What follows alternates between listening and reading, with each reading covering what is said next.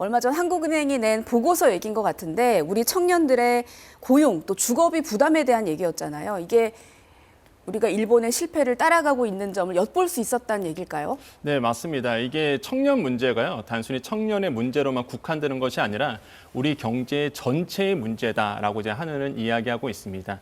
예를 들어서 청년들이 늦게 이제 취업을 하게 됩니다. 그러면 어떤 문제가 생기느냐?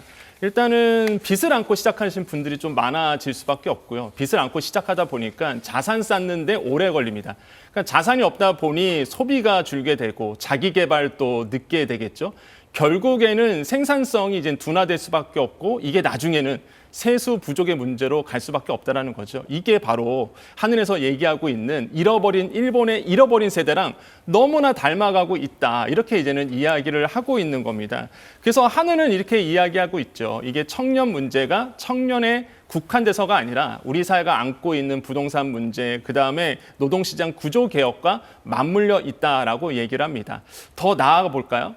만약에 많은 전문가들이 이런 얘기를 합니다. 청년이 이제는 주거 문제를 좀 우리 사회가 해결해 줘야 된다. 청년에 대한 주거 문제를. 그러면 많은 분들이 이런 말씀하시죠. 왜 청년만 도와줘야 되느냐? 네. 세대별 역차별 얘기가 많이 나옵니다. 그런데 아까 말씀드린 것처럼 청년 세대가 둔화대가 된다 그러면 결국에는 세수 부족 문제가 있기 때문에 그 비용을 일본이 딱 그렇거든요.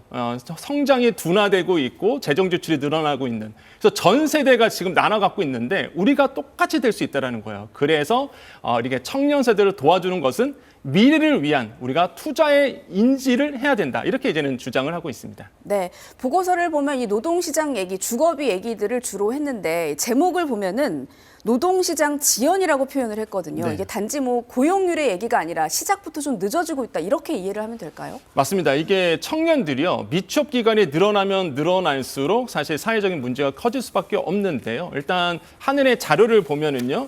일단 청년들이 이제는 미취업 기간이 1년 됐을 때 5년 후 상용직 근무 확률, 그러니까 이제는 좋은 일자리를 얻을 수 있는 확률이 60.1%고요. 미취업이 3년이 되면 이 확률이 확 내려갑니다. 56.2%가 되고 또 한 가지 미취업 기간 1년 증가 시 실질 임금이 6.7% 감소되는 것으로 나와줬거든요. 무슨 뜻이냐? 일단은 취업이 늦어진다라고 본다 그러면 내가 좋은 일자리를 구할 수가 없게 되죠. 확률이 떨어지니까요. 그럼 아까 말씀드린 것처럼 일단은 복지 문제가 생길 수 있고 자기 개발 느려지고 교육비 들쓰고 그러다 보니까 생산성이 둔화되고 세수에 또 문제가 돼서 그래서 이제 상흔 효과라고 이제 표현을 하는 거예요. 평생 남는 흔적이 된다. 상처가 될 수 있다. 그래서 하늘은요, 이런 문제를 우리 사회가 고민해야 된다라고 이제는 이야기를 하고 있습니다. 네. 그리고 이제 또 다른 강조점이 주거비 얘기였는데 앞서 지적도 해주셨지만 청년층만의 얘기는 아니잖아요. 이번 보고서에서 청년층에게 어떤 점을 중점적으로 분석을 하셨습니까? 네, 일단 지금 보고서나 아니면 많은 전문가들이 얘기를 종합해 본다 그러면 주거의 문제를 좀 해결해야 된다라고 보고 있는데요. 청년들의 이제 상황이 녹록치가 않습니다. 청년들이요, 지금 고시원이라든지 이런 취약 주거하고 있는 주거에 대한 비율들이 점점 더 늘어나고 있는데 2010년에는 5.6%였습니다. 근데 2023년에 와서는 이 취약 주거 비중이 한 11.5%로 더 늘어났거든요. 그러니까 10년 사이에 2배가 늘어난 거예요. 점점 더 열악한 환경 가운데서 청년들이 주거를 하고 있다라는 거죠. 근데 이게 또 왜 문제가 되느냐? 주거가 불안하게 되면 월세 비용이 높아지나요? 대부분 월세로 시작하시니까요. 그러면 이제 월세 비용이 높아지다 보니까 또 자산을 쌓는데 또 그만큼 오래 걸립니다. 네. 그러면 가장 먼저 줄이는 게 청년들은요, 교육비를 줄여요. 그러니까 자기 개발이 안 되고 그러다 보니 또 생산성이 둔화되는 거고 이게 또 세수 문제까지 또 간다는 거죠.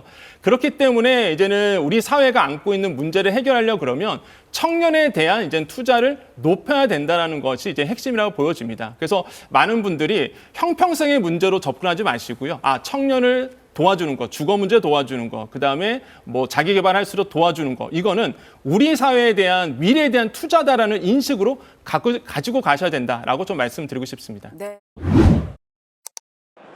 청년층의 미취업 기간이 1년 늘 때마다 실질 임금이 6% 넘게 떨어진다는 한국은행 분석 결과가 나왔습니다. 한국은행은 이 같은 내용이 담긴 청년 세대 노동시장 진입 지연 관련 보고서를 오늘 발표했습니다. 국내 노동시장에서 청년층의 구직 기간은 점점 길어지는 추세입니다.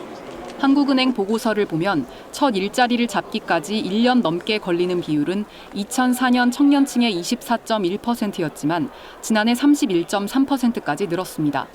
노동시장의 경직성이 심해지고 기업들의 경력직 채용 선호까지 겹친 결과라고 한국은행은 진단했습니다.